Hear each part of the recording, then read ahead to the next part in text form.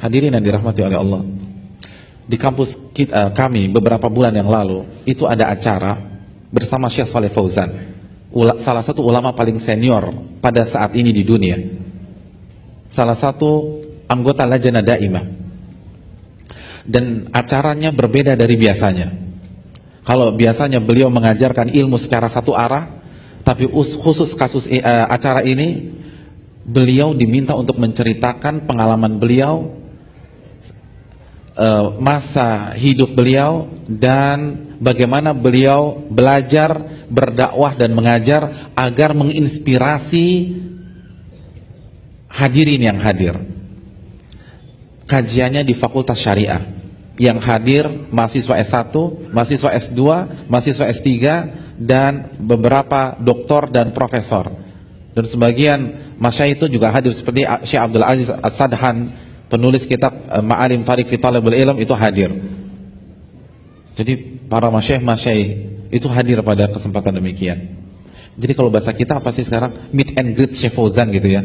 Jadi Syekh Fauzan suruh cerita gimana pengalamannya belajar, pengalamannya ini dan seterusnya. Hadirin yang dirahmati oleh Allah, acara gagal. Acara gagal. Tapi disitulah saya merasa itu salah satu kajian terbaik yang pernah saya ikuti. Kenapa demikian? Kenapa gagal? Karena Syekh Fauzan tidak mau menceritakan bagaimana pengalaman beliau secara detail. Nggak dibuka. Takut riya dan tawadhu'nya minta ampun.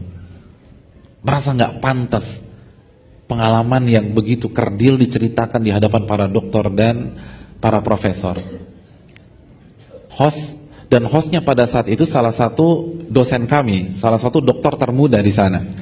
Beliau membuka acara dengan mengatakan, kalau kita berbicara tentang khotib yang handal, di hadapan kita ada khotib yang handal. Kalau kita berbicara tentang penulis kelas dunia, di hadapan kita ada penulis kelas dunia. Kalau kita berbicara tentang ulama besar, di hadapan kita ada ulama besar. Terus dibilang. Setelah selesai, Syekh Fauzan langsung ambil mic dan mengatakan, rafa'tumuni fawqa manzilati. Anda baru saja mengangkatku di atas levelku. Itu tidak benar yang Anda katakan. Subhanallah. Lihat ketawaduan ulama. Padahal benar, tapi nggak mau dibilang demikian. Itu ditanya apa saja mentok. Jadi kok contoh nih, host nanya, tolong ceritakan pengalaman Anda menuntut ilmu agama, agar kita bisa mengambil pengalaman Anda. Jawabannya apa? Jawabannya simpel. Saya SD di sini, SMP di sini, SMA di sini, S1 di sini, S2 di sini, S3 di sini, lalu saya dipekerjakan di komite fatwa. Titik. Belum nggak cerita saya belajar berjam-jam, saya hafal kesana kemari, enggak. Diplomasi. Dan penutupannya, saya dipekerjakan di komite fatwa. Beliau tidak mengatakan saya diangkat menjadi mufti, enggak. Saya diangkat sebagai anggota Lajnah Daimah, tapi bahasa beliau, saya dipekerjakan di komite fatwa. Dan dipekerjakan bisa jadi tukang pel, tukang sapu, tukang cuci piring. Lihat bagaimana bahasa beliau, subhanallah. Beliau mengajar S1 sebelum lulus S1. Bayangkan, diangkat sebagai dosen di Jamiatul Imam sebelum lulus S1. Ditanyakan sama host, bagaimana perasaan engkau bisa ngajar S1 sebelum lulus S1? Apa jawaban beliau? Saya diangkat sebagai dosen karena pihak kampus lagi butuh dosen pada saat itu. Subhanallah. Padahal nggak ada ceritanya kampus kita butuh dosen. Apalagi di masa beliau. Di masa beliau yang ngajar itu Syekh bin Baz. Di masa beliau yang mengajar itu Syekh Shinkiti. Ulama-ulama besar abad itu, bukan tahun itu, abad itu.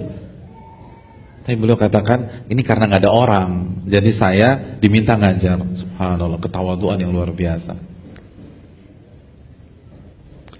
Hadirin yang dirahmati oleh Allah Subhanahu Wa Taala. Lalu beliau ditanya tentang bagaimana pengalaman beliau ngajar, sehingga banyak orang dapat hidayah. Kata beliau, hal talaqtum minni an aftaha uyubi, apakah engkau wahai host meminta saya menceritakan aib-aib saya, bayangkan aib-aib saya. Jadi maksud beliau, cara saya ngajar itu banyak kekurangannya, nggak seperti masyayikh-masyayikh lain. Nggak perlulah saya ceritakan kekurangan saya, biar saja saya tutup hanya untuk Allah Subhanahu Wa Taala. Gagal lagi, jadi gagal terus tuh pertanyaan, nggak bisa dikorek. Beliau mengisi kajian di acara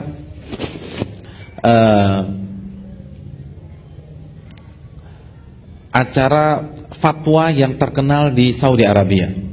Di acara talk show itu, pendengar bertanya, ulama menjawab. Itu yang bisa ngisi di sana hanya ulama-ulama besar. Dan Syekh Muhammad bin Shalih Utsaimin, antum tahu Syekh Utsaimin? Itu pernah mengatakan, itma'anna qalbi bi fatawa Syekh Fauzan. Hatiku ini tenang kalau dengar fatwanya Syekh Fauzan. Jadi sekali Syekh Utsaimin itu senang dengan fatwanya Syekh Fauzan. Berarti fatwanya gimana? Bagus, kuat, berkualitas, syarat akan dalil. Nah, beliau ditanya, bagaimana pengalaman engkau wahai Syekh bisa mengisi di acara tersebut? Kata beliau, acara itu adalah acara yang simpel. Pendengar bertanya, saya menjawab. Banyak sekali pertanyaan yang saya tidak tahu, maka saya lewati. Adapun yang saya tahu, saya berusaha menjawabnya. Dan kalau kalian dengar dari awal sampai akhir, banyak pertanyaan itu saya jawab dengan cara yang menjawab yang kurang tepat, yang keliru. Saya berharap di antara antum bisa meluruskan kesalahan-kesalahan saya tersebut. Subhanallah. Dan ketawaduan Syekh bin Baz, ketika beliau mau meninggal, itu beliau pernah ditanya, kepada siapa kita bertanya kalau engkau meninggal wahai Syekh bin Baz? Kata Syekh bin Baz, Saleh Fauzan. Terus penanya menyebutkan nama syekh yang lain. Gimana kalau Syekh Fulan ya Syekh bin Baz? Kata Syekh bin Baz, adapun Syekh Fulan bagus, tapi kalau anda mau tanya Syekh Fauzan. Jadi Syekh Fauzan lagi, Syekh Fauzan lagi. Nah, statement Syekh bin Baz ini diangkat di acara tersebut. Terus kata host, kita lihat sepertinya Syekh bin Baz itu kagum dengan anda, dan anda punya hubungan yang istimewa dengan Syekh bin Baz. Bisa cerita nggak bagaimana pertemanan anda atau engkau dengan Syekh bin Baz, ulama abad ini? Beliau hanya jawab simpel, adapun Syekh bin Baz, beliau adalah dosenku di S1, titik.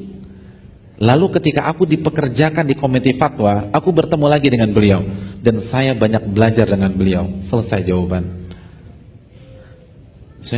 Jadi beliau membuat seolah-olah saya ini hanya murid Syekh bin Baz di S1 seperti murid-murid yang lain, nggak ada yang istimewa. Beliau nggak mengatakan, iya sih memang saya dekat dengan Syekh bin Baz, setiap seminggu sekali datang ke rumah beliau, terus kalau pulang suka bareng, suka sharing, bahkan beliau suka curhat masalah keluarganya ke saya. Enggak ada, tidak ada. Seakan-akan beliau hanya mahasiswa biasa. Itu Syekh Saleh Fauzan. Beliau adalah cucu dari ulama besar di Saudi pada masanya.